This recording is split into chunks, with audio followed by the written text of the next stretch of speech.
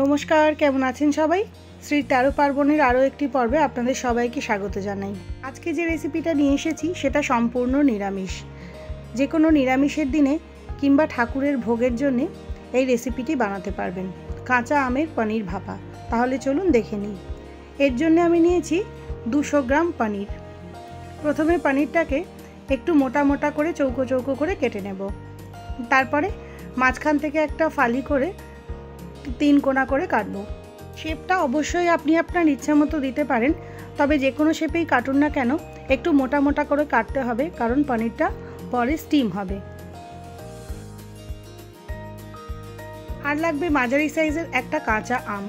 এখানে 200 গ্রাম পনিরের জন্য আমি হাফ কাঁচা আম দেবো, তবে পনিরের পরিমাণ বেশি হলে কাঁচা আমের পরিমাণও অবশ্যই একটু বেশি হবে। খোসাটা ছাড়িয়ে নিয়ে হাফ করে কেটে নেব।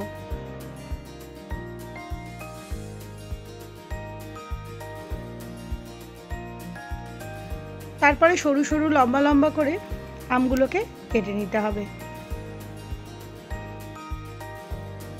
এই রকম সরু সরু করে কাটলে আমটা ভালো করে মজবে। আর লাগবে 200 গ্রাম মিষ্টি দই, 3 চা চামচ সাদা সর্ষে, তার সাথে 2-3টে কাঁচা লঙ্কা, আর লাগবে কিছুটা নারকেল কোড়া। গার্নিশিংয়ের জন্য লাগবে কিছুটা ধনেপাতা কুচোনো আর একটা লঙ্কা মিহি করে কুচোনো। সাদা সর্ষেটাকে ধুয়ে জল ছেঁকে নিয়েছি। এবার মিক্সিতে দিয়ে তার সাথে কাঁচা লঙ্কাগুলো দিয়ে দেব, সঙ্গে দেবো অল্প একটু জল দিয়ে মিহি করে একটা পেস্ট বানিয়ে নেব।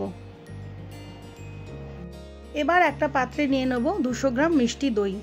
এটা আমি 200 গ্রামের একটা ভাঁড় কিনেছি।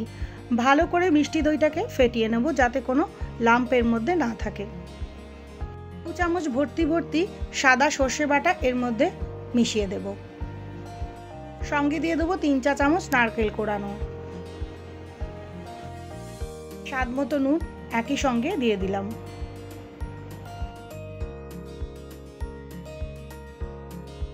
যে কাঁচা আমগুলো কুচিয়ে রেখেছিলাম, এবার কাঁচা আমটাও ওর মধ্যে দিয়ে দেব। ভালো করে একবার মিশিয়ে নেব।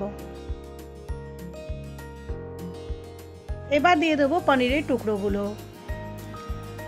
হালকা হাতে পনিরগুলোকে দইয়ের সাথে ভালো করে মিশিয়ে নেব।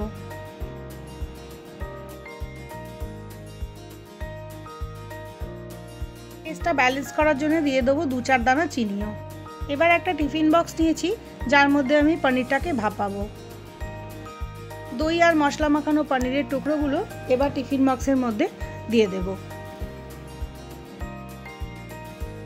চামচে করে এইভাবে একটু ছড়িয়ে দিচ্ছি যাতে সমানভাবে স্টিম হয়। ওপর থেকে দিয়ে দেবো 4টে কাঁচা লঙ্কাও, আর দিয়ে দেবো 2 চা চামচ মতো সর্ষের তেল। এবার টিফিন বক্সের ঢাকা বন্ধ করে দিয়ে স্টিম হতে দিতে হবে। স্টিম হওয়ার জন্য আমি একটা কড়াতে জল ফুটতে দিয়েছি, তার উপরে একটা স্ট্যান্ড রেখেছি।